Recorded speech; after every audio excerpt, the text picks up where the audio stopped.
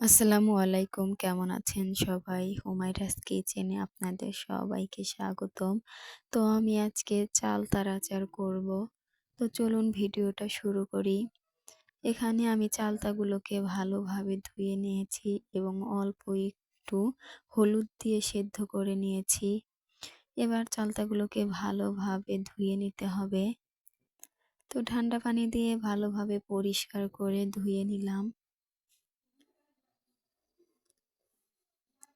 তো চালতাগুলো ধোয়া হয়ে গেছে। এবার একটা কড়াইয়ে কিছু গোটা জিরা দিয়ে দিলাম।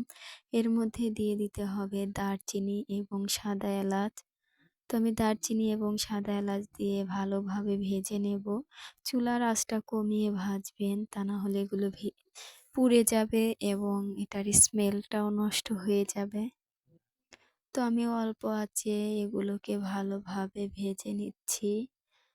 ভাজা হয়ে গেছে, এবার এগুলোকে গুঁড়া করে নিতে হবে। তো আমি এখানে সবগুলো উপকরণ গুঁড়া করে নিয়েছি।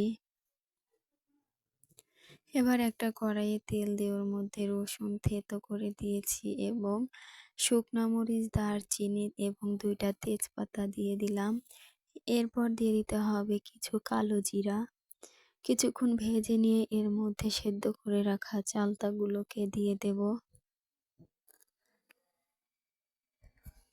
তো এর মধ্যে চালতাগুলোকে দিয়ে দিয়েছি এবং পরিমাণ মতো লবণ দিয়ে দেব।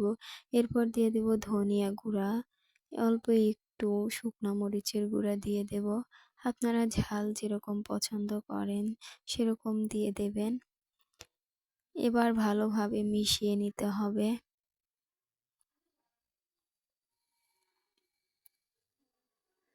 চালতাগুলো কিন্তু একটু ভালোভাবে সেদ্ধ করে নিতে হবে।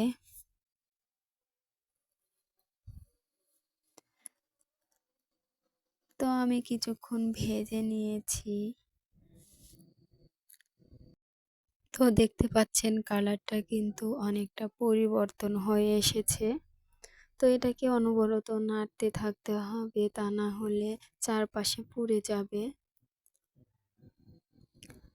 এবার এর মধ্যে আমি চিনি দিয়ে দিলাম। আপনারা যতটুকু মিষ্টি পছন্দ করেন সেই পরিমাণ চিনি দিয়ে দেবেন। চিনি দিয়ে ভালোভাবে নেড়ে চেড়ে নিচ্ছি।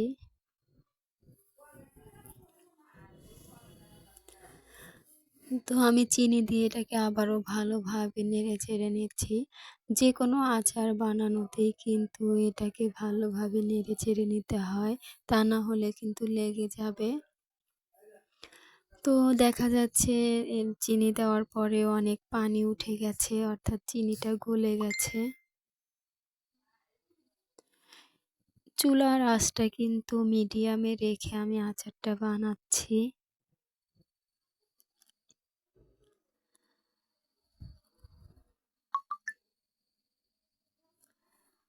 তো এই যে পানিটা উঠেছে সেই পানিটাকে আমি আরো কিছুক্ষণ শুকিয়ে নেব।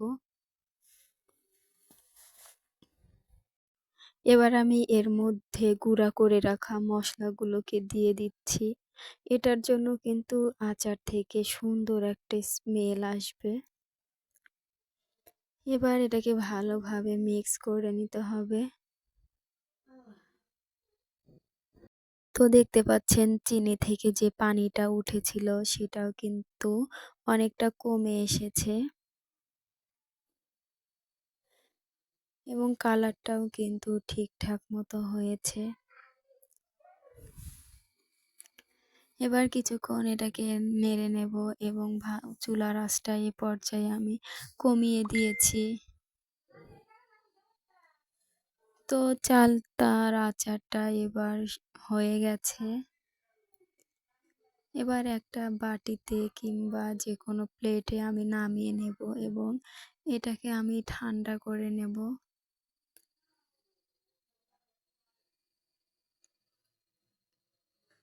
তো দেখতে পাচ্ছেন কতটা সুন্দর লাগছে দেখতে।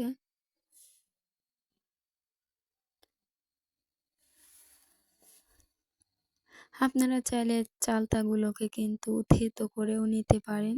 তো আমি এখানে থেতো করে নিইনি, একটু সুন্দর করে ভালোভাবে সেদ্ধ করে নিয়েছিলাম। তো আচারগুলোকে আমি একটা প্লেটে নামিয়ে নিয়েছি।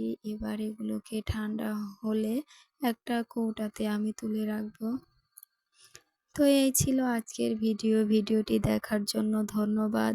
ভিডিওটি ভালো লেগে থাকলে চ্যানেলটা সাবস্ক্রাইব করবেন। আসসালামু আলাইকুম।